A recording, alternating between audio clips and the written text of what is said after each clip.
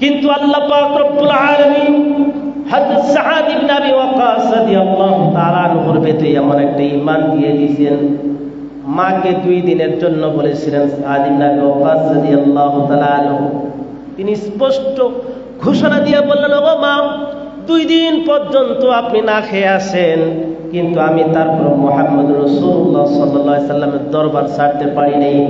ওগো মা, আপনি যদি এই পৃথিবীতে একবার আমার মা হয়েছেন, আপনি যদি 100 বার আমার জন্য মা হয়ে পৃথিবীতে আসেন, মা গো, আমি আপনাকে ছাড়তে পারি, কিন্তু মুহাম্মদুর রাসূলুল্লাহ সাল্লাল্লাহু আলাইহি সাল্লামকে ছাড়তে পারবো না। এই জন্য আপনার ওয়ার্ডার হইতে দেরি, আমি সাহাদের জন্য গোবিন্দ সমুদ্রে ঝাঁপিয়ে পড়তে দেরি হবে না। সুবহানাল্লাহ। এই হলো সাহাবায়ে কেরাম রাদিয়াল্লাহু তাআলা আজমাইন। ঈমানের ব্যাপারে আব্দুল্লাহ ইবনে উমর রাদিয়াল্লাহু তাআলা বলেছেন, আল ঈমান ফি কুলুবিহিম আযাবু মিনাল জিবাল। ঈমান সর্বাগ্রে, ঈমান হলো সবার আগে। পৃথিবীর সবকিছু তুচ্ছ, আমার ঈমান নষ্ট হওয়া যাবে না। ঈমানের বিপক্ষে যদি পিতা আসে, পিতাকে সরিয়ে দিতে হবে। ঈমানের বিপক্ষে যদি মাতা আসে, মাতাকে সরিয়ে দিতে হবে। ঈমানের বিপক্ষে যদি বন্ধু বান্ধব আসে, সরিয়ে দিতে হবে। ঈমানের বিপক্ষে যদি ভাই বোন আসে, সরিয়ে দিতে হবে। তাহলে তো ঈমান বাঁচানো সম্ভব হবে। এই জন্য সাদ ইবনে আবি ওয়াক্কাস রাদিয়াল্লাহু তাআলা আনহু, তিনি হলেন ইসলামের প্রথম যাকে তীর নিক্ষেপ করা হয়েছিল। তিনি যখন প্রথম মুসলমান হয়ে যান, মুসলমান হওয়ার পরে তার মার প্রতি ভক্ত ছিল বেশি। মা সন্তানের প্রতি দরদ মাখা, সকলের মা আমরা সকলেই জানি। সাদ ইবনে আবি ওয়াক্কাস মুসলমান হয়ে গেছে, মুহাম্মদ রাসূলুল্লাহ সাল্লাল্লাহু আলাইহি সাল্লামের সাথী হয়ে গেছে। তখন যখন মার সংবাদ পাইছে, যখন মা তখন সাদ ইবনে আবি ওয়াক্কাসকে বলছে, সাদ, তুমি কাজটা ঠিক করনি, তুমি মুহাম্মদের কাছে কেন গেছো? তুমি যতদিন পর্যন্ত মুহাম্মদের সঙ্গ না ছাড়বা, ততদিন পর্যন্ত আমি ভাত খাবো না, খাদ্য গ্রহণ করব না। কত কঠিন কথা বলেন। শর্ত দিছে সাদ ইবনে আবি ওয়াক্কাসকে, মা বলছে মুহাম্মদের কাছে যাওয়া যাবে না, তুমি যদি মুহাম্মদের কাছে যাও, আমি খাবার খাবো না, খাদ্য খাবো না। কোন সন্তান মায়ের কথা ফেলায় দিতে পারে না, কিন্তু ঈমান হলো আগে। ঈমান কি আগে? সাদ ইবনে আবি ওয়াক্কাস রাদিয়াল্লাহু তাআলা মাকে বোঝানোর চেষ্টা করলেন, লা তাফআলি ইয়া উম্মি ইন্নী লা আদাউ দীনি হাদা লিশাইইন।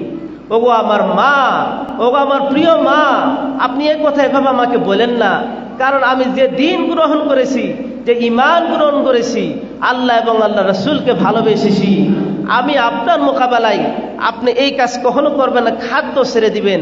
খাদ্য ছেড়ে দিয়ে আপনি আমাকে মুহাম্মদ রাসূলুল্লাহর গোলামি থেকে, আল্লাহর গোলামি থেকে আপনি আমাকে ছিনিয়ে নিতে পারবেন না। সুবহানাল্লাহ। মাকে বলেছেন। এরপরও মা 2 দিন পর্যন্ত খায় নাই, 2 দিন পর্যন্ত খায় নাই। নবী সাল্লাল্লাহু আলাইহি ওয়াসাল্লামের এই সাহাবী 2 দিন পর্যন্ত খাওয়ার পরে মা মনে করছে যে দেখি 2 দিন পরে মনে সম্ভবত কি করবে, মুহাম্মদের তার কাছ থেকে মনে ছেড়ে দেবে। কিন্তু আল্লাহ পাক রব্বুল আলামিন হযরত সাদ ইবনে আবি ওয়াক্কাস রাদিয়াল্লাহু তাআলা আনহুর ভেতরে এমন একটা ঈমান দিয়ে দিয়েছেন, মাকে 2 দিনের জন্য বলেছিলেন সাদ ইবনে আবি ওয়াক্কাস রাদিয়াল্লাহু তাআলা আনহু, তিনি স্পষ্ট ঘোষণা দিয়ে বললেন, ওগো মা, 2 দিন পর্যন্ত আপনি না খেয়ে আসেন, কিন্তু আমি তারপর মুহাম্মদ রাসূলুল্লাহ সাল্লাল্লাহু আলাইহি সাল্লামের দরবার ছাড়তে পারি নাই। ওগো মা, আপনি যদি এই পৃথিবীতে একবার আমার মা হয়েছেন, আপনি যদি 100 বার আমার জন্য মা হয়ে পৃথিবীতে আসেন, মা গো, আমি আপনাকে ছাড়তে পারি, কিন্তু মুহাম্মদুর রাসূলুল্লাহ সাল্লাল্লাহু আলাইহি সাল্লামকে ছাড়তে পারবো না। এই জন্য সাদ ইবনে আবি ওয়াক্কাস রাদিয়াল্লাহু তাআলা আনহু মাকে বললেন, ও মা, 1-2 দিন খান নাই নবীজিকে ছাড়ার জন্য, মুহাম্মদকে 100 দিন, মানে 100 মা যদি হয়ে আপনি দুনিয়াতে আসেন, আমি আল্লাহর গোলাম হয়ে গেছি, আমার রক্ত গোশতের ভিতরে, আমার রক্ত গোশত পুরান ইসলামের জন্য হয়ে গেছে গা। ওগো মা, আপনি 100 বার মা হয়ে দুনিয়াতে আসলেও মুহাম্মদুর রাসূলুল্লাহ সাল্লাল্লাহু আলাইহি সাল্লামকে আমি ছাড়তে পারবো না। এটা হলো সাহাবায়ে কেরামের ঈমান।